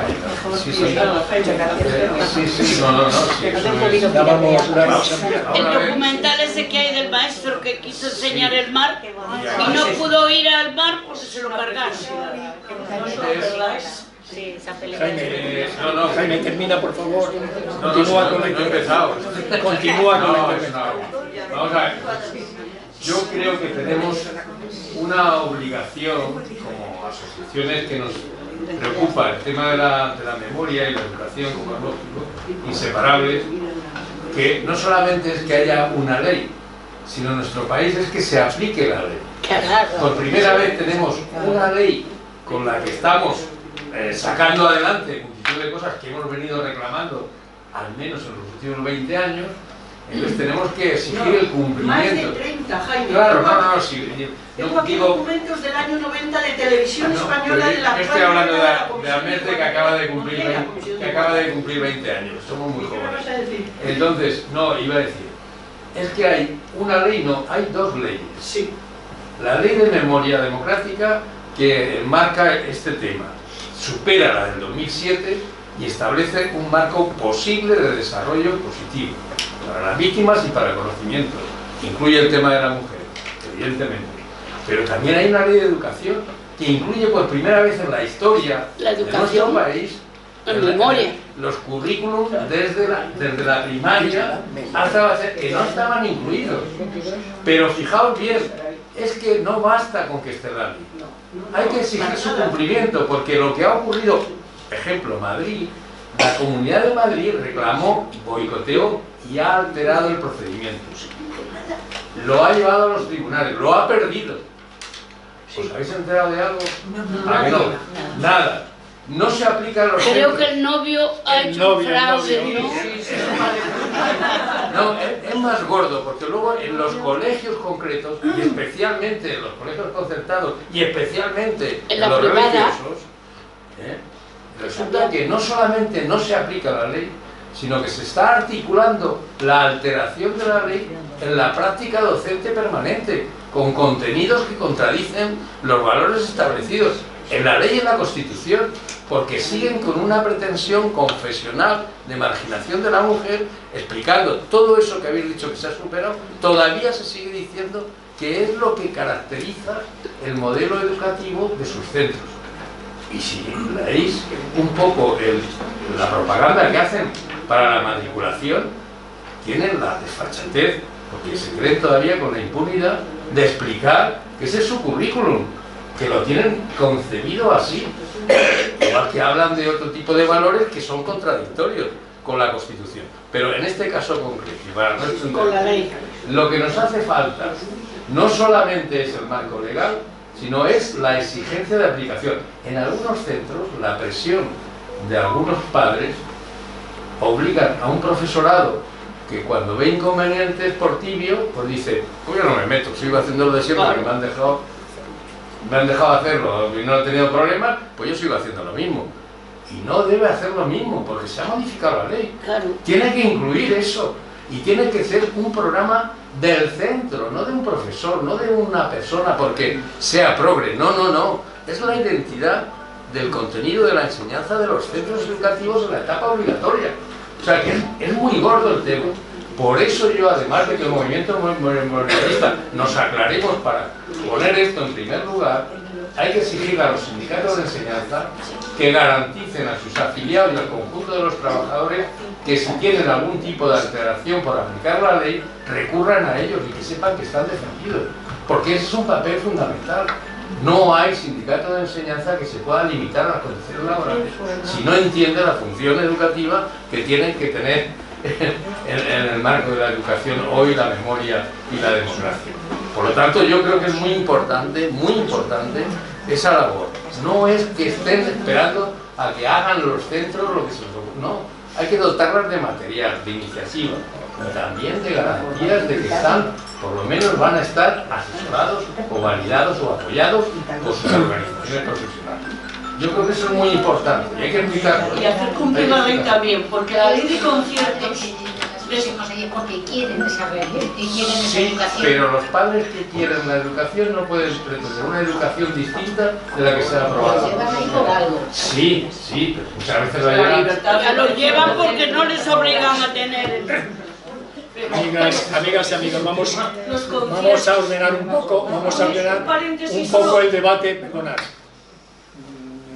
Si alguna compañera más quiere intervenir, bueno.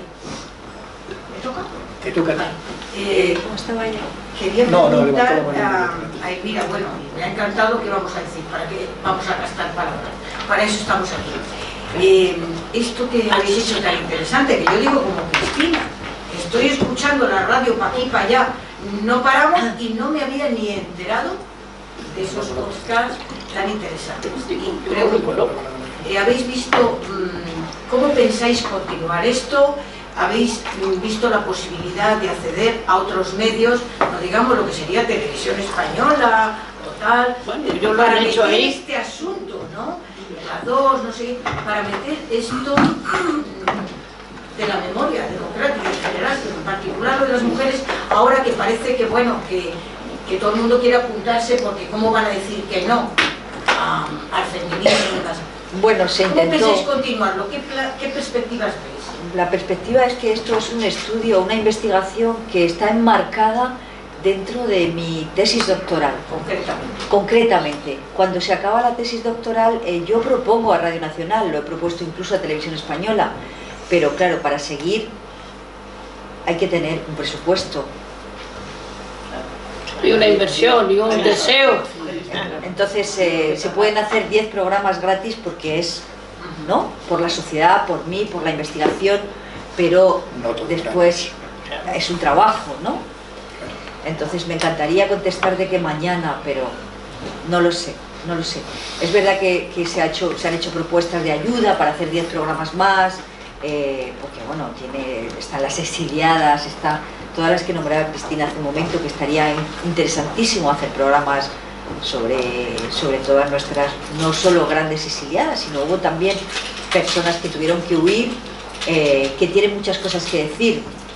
Sé que los franceses tienen un gran centro donde están todos, casi todos, los testimonios orales de muchas exiliadas y muchas represaliadas de nuestra guerra civil, y los tienen allí y no están aprovechados. Esos testimonios orales son maravillosos y valiosísimos y podríamos hacer algún programa, pero bueno, alguien tiene que tener una voluntad política, porque es lo que estamos hablando aquí, tiene que haber una voluntad política. La ley habla mucho de la visibilidad de la educación, pero de la visibilidad, de divulgar una serie de contenidos que están y sabemos que existen, pero tiene que haber voluntad política y no la hay. Esa es la verdad. Bien, tienes la palabra. Yo quería agradeceros que os dediquéis diariamente pues, a la causa de las mujeres y de toda la sociedad. Y especialmente estos días, yo que estoy también en asociaciones del movimiento feminista, pues hablaba con profesoras, catedráticas, que decían un poco la dificultad que tenemos ahora para dialogar entre nosotras, entre las generaciones. ¿Y por qué? Pues yo soy de las pocas que está especialmente obsesionada con la memoria, porque en mi familia ha sido algo recurrente. Pero a la profesora con la que suelo trabajar, Carmen Magallón, que estaba en el movimiento de mujeres... Carmen Magallón es mi amiga. Pues el otro día he estado en la Autónoma y nos comentaba el campamento de mujeres por la paz que hubo en el 84, como todo esto no es algo que se estudie normalmente y como el pacifismo ha quedado, pues digamos, fuera de la agenda feminista. Pues como el resto de las, o sea, yo siempre digo, ¿cómo no aparece en los libros de texto que en 1915 se reunieron 1.400 mujeres en La Haya para oponerse a la guerra? Mujeres alemanas, inglesas, o sea, de un bando y del otro, y que de ahí salen los principales principios de las Naciones Unidas. Los 5 de los 7 de Wilson eran de WILF, eran del Women International League for Peace and Freedom. Y eso que tendría que aparecer en los libros de texto, no aparece. O sea, aparecen las contiendas, pero no los movimientos por la paz. Y curiosamente son los movimientos por la paz que promueven las mujeres que arriesgan la vida para ir desde Inglaterra, desde Estados Unidos, desde Alemania, etcétera, para reunirse y exigir que acabe la Primera Guerra Mundial. Y eso es un hito, eso tenía que estar en todos los libros de historia. Claro, es que el movimiento feminista es per se pacifista. Entonces esto es algo que, bueno, también yo tengo muchas compañeras en la universidad que se dedican a investigar milicianas y tal, pero es como que esta visión del cuerpo de la mujer, como el otro día me decía Carmen, cómo utilizar el cuerpo de la mujer para imponerlo ante la sociedad y paralizar y decir, estamos aquí, y que eso sea un símbolo de pacifismo, ¿no? Entonces, pues toda mi preocupación es que también yo estudié Filosofía y Ciencias Políticas, me gradué el año pasado, tengo 24 años y claro, pues cuando hablo con mis compañeras feministas de mi edad, están muy obsesionadas con la reacción patriarcal y la extrema derecha, pero es como que eso el fondo. Claro, lo desligan mucho como si fueran dos luchas diferentes. Y hay muchas que me dicen, no, soy feminista, pero déjate de política, ¿no? Porque como yo siempre soy la que va con la política. Es que feminista es política. Claro, entonces yo quería preguntaros cómo podemos hacer para acercar a la gente de mi generación esta necesidad de memoria como una manera de combatir el sistema patriarcal y el fascismo, porque al final yo estoy ahora estudiando mucho a María Teresa León, que es sobre la que estoy haciendo mi investigación, y la verdad es que leyendo Memoria de la Melancolía digo, bueno, es que esto es historia de España y a mí nadie me lo ha dicho. Yo estudio filosofía en la Complutense y yo no he estudiado a María Zambrano, era una discípula de María Teresa, ni a ninguna. Claro, entonces yo estoy harta de escuchar que la escritura de las mujeres es muy bonita, porque a mí me lo han dicho en la facultad repetidas veces, muchos catedráticos, escribes bonito, pero parece ser que riguroso no. Y eso de María Zambrano pues es una discípula que escribía bonito, con lo cual a mí como joven hoy me da mucha pena pues esa imagen de María Teresa bajando del avión a la de Alberti ya con Alzheimer, y cómo esa memoria suya cayó también en tierra de nadie. Entonces, bueno, pues mi pregunta es, ante las estadísticas también, como comentabais antes, que dicen que las mujeres jóvenes somos cada vez más feministas y los hombres cada vez más antifeministas, o como se quiera llamar, yo también tengo dudas de estas estadísticas. No es que sean conspiranoicas, pero quiero decir que también las estadísticas muestran y perpetúan y reproducen esa visión de polarización absoluta que tiene que ver con muchísimas cosas, aparte del sistema patriarcal, con la rapidez con la que vivimos actualmente. Y claro, yo en filosofía lo que veo mucho es que esta lógica de aceleración que hay en la gente de mi edad todavía te separa más de querer acercarte a una memoria que es una cosa compleja, porque claro, es explicar una cosa compleja y despacio. Y por ejemplo, yo que quiero ser profesora de filosofía, pues veo que como tenemos una sensación de 3 segundos en la que llegas, hoy en día lo que interesa es el verdugo y la historia más fácil, ¿no? Hoy en día lo que hay es muchísima desesperanza, la gente de mi edad está básicamente desilusionada, entonces claro, lo más fácil es decirle a alguien, la culpa la tiene esta persona y es por esto y ya está. Entonces claro, ¿cómo explicarle a alguien de mi edad que no ha tenido la sensación que he tenido yo constante? Porque yo tenía 15 años, nos dio por hacer un árbol genealógico y yo de repente vi que toda mi familia estaba en Argentina, en Cuba, en Nueva York, y claro, y mi abuelo me explicaba que se reunía en los corrales con Demetrio Madrid, que fue uno de los primeros presidentes de la Junta, yo soy de Zamora, y además atacado por Aznar y luego siendo inocente y jamás recuperado. Eso es, y es un hombre que es ahora muy mayor también. Mi abuelo también está en la residencia. Entonces, quiero decir, para mí es algo habitual de mi historia familiar, pero para mis amigas es mi rollo, y estoy hablando ya de personas concienciadas en el feminismo. Sí, sí. Pero es tu rollo político. Entonces, claro, ¿cómo activar esto en este escenario? Por supuesto que es a través de la educación y es más a largo plazo, pero yo no encuentro la solución para ahora. Gracias. ¿Alguna de vosotras tiene alguna solución? Solución no, soluciones no hay, pero es verdad que los medios de comunicación tienen una responsabilidad increíble, por eso a mí me parecía que en mi investigación tenía que hacer este podcast, porque hay una responsabilidad, sobre todo de los medios públicos, que pagamos todas y todos, de contarnos nuestra memoria, que al final es nuestra historia, en muchas ocasiones se entremezcla memoria e historia. Creo que es muy importante, aparte de la educación. Es verdad que los medios también tienen, uno de los objetivos primordiales es educar, informar. Soluciones no hay. Soluciones así, acciones sí, y pasos y hay que hacerlas, entre todas, tenemos que hacerlas. También hay muchas generaciones... Perdona, es que hay más compañeras que... Yo quería, nada, o sea, yo como llevo en la universidad 30 y tantos años, algo... bueno, yo sí sigo pensando, como mi maestra Celia Amorós, que no hay mejor práctica que una buena teoría. Y creo que mucha gente habla del feminismo sin saber lo que es y sin saber las raíces del feminismo, ¿no? Y cuáles son las bases. Y yo que tengo hijos varones con los que discuto muchísimo del feminismo porque son reacios, en los últimos años ellos piensan que el feminismo dice las mujeres buenas, los hombres malos.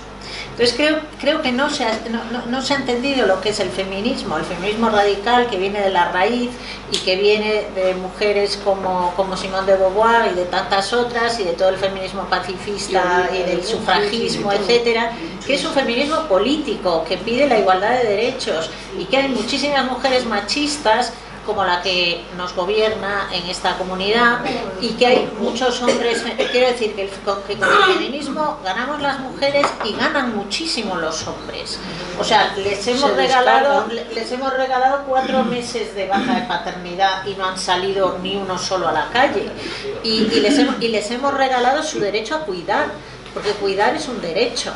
Y creo que hay algunas cosas que no se han entendido suficiente y que se han tergiversado en algunos casos, y creo que ahí hay una gran pedagogía que hay que hacer para las chicas y para los chicos, y creo que ganamos todos y todas.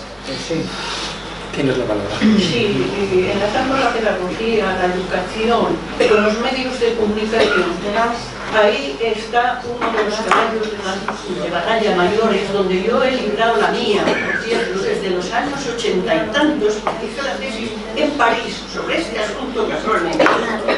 Y entonces ves, ahora cuando ella pregunta, ¿cómo hacerles ver que el feminismo está ligado a la política, al patriarcado, al capitalismo? ¿Cómo? No hay manera. Y encima te tienes que enfrentar con un comité en el cual hay documentación, porque si sabes, por tener datos a mano. Porque ayer me preguntaba Jaime desde cuándo es esto de lo que lleva la yo creo que el año 90, y justo es el año 90 donde yo tengo escritos.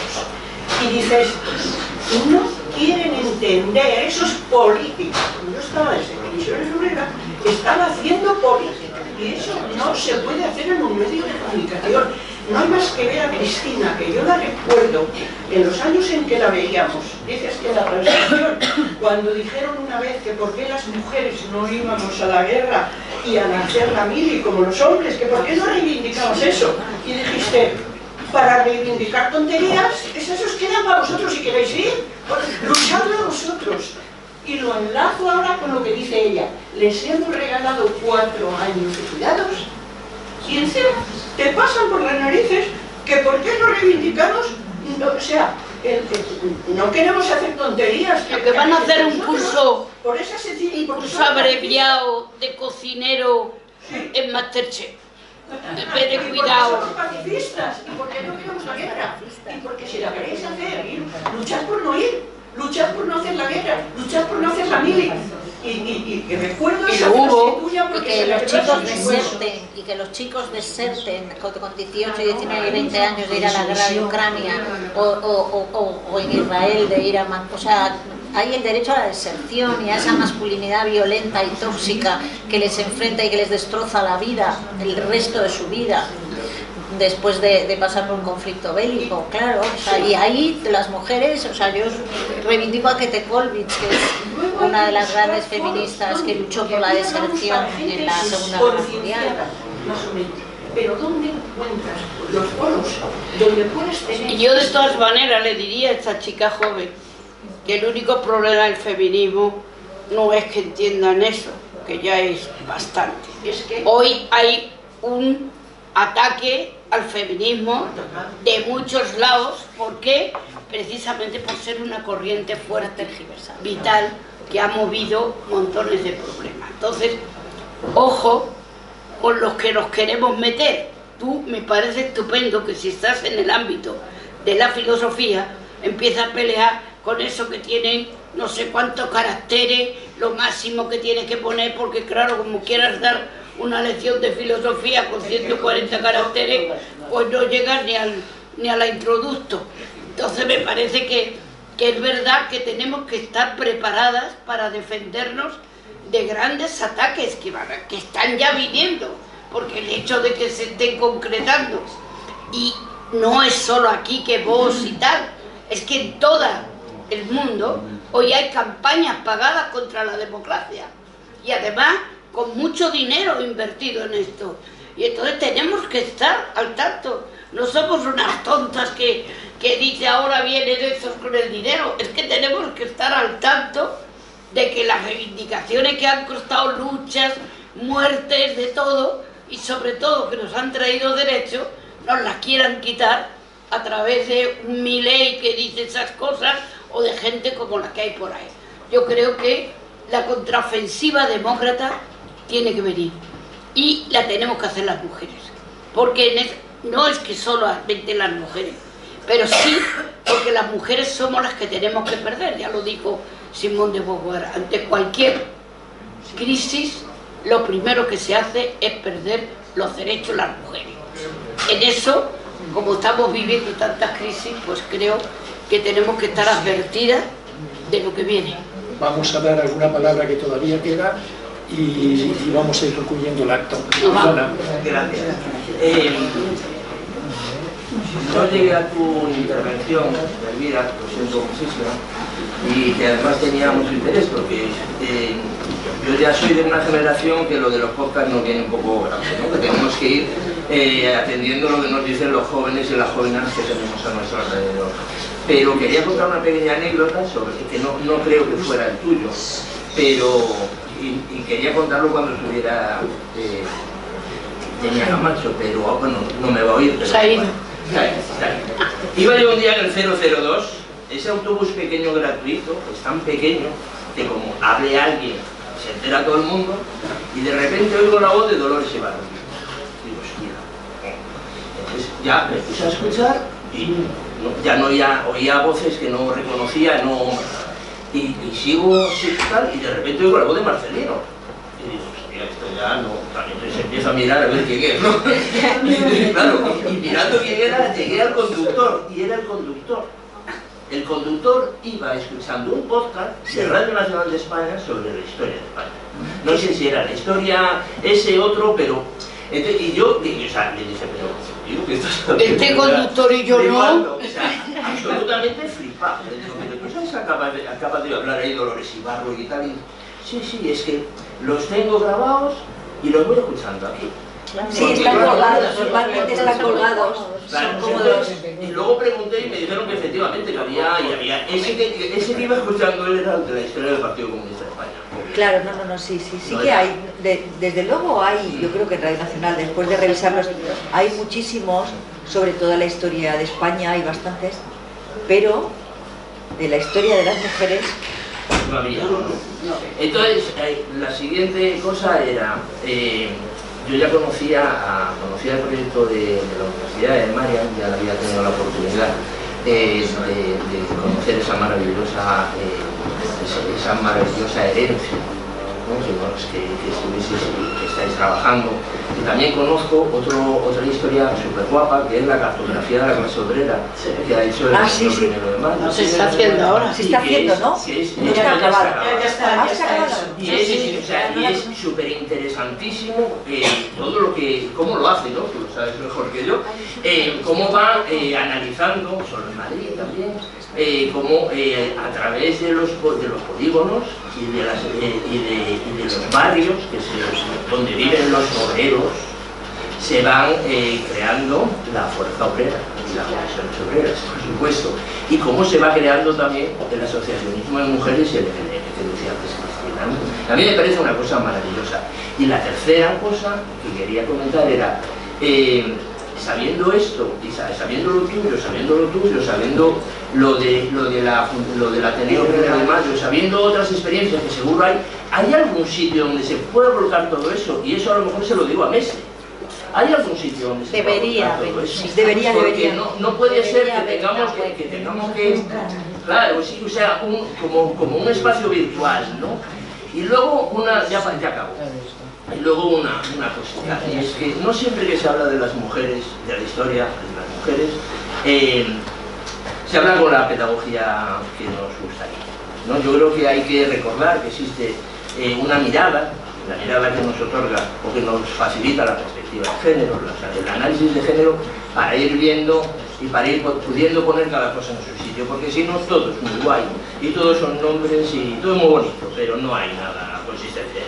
Y lo que realmente necesitamos para el feminismo, para la historia y para la memoria y para el futuro son trabajos como el del Ateneo, o el del Ateneo 1 de Mayo, o como el vuestro de la Complu, o como el que has hecho tú, ¿no? Y otros trabajos así, porque si no, bueno. Ya, te quería contestar solo una cosa porque has preguntado, que sepas que hay, sobre todo en redes sociales, en Instagram, tienen espacios Ismecon, con H, que son espacios que nacieron en la Universidad Carlos III y que reagrupan un poco las publicaciones, tanto publicaciones tradicionales, libros, como nuevas publicaciones, están los podcasts. Ahí encontré la plataforma de la profesora Borrachero de las entrevistas.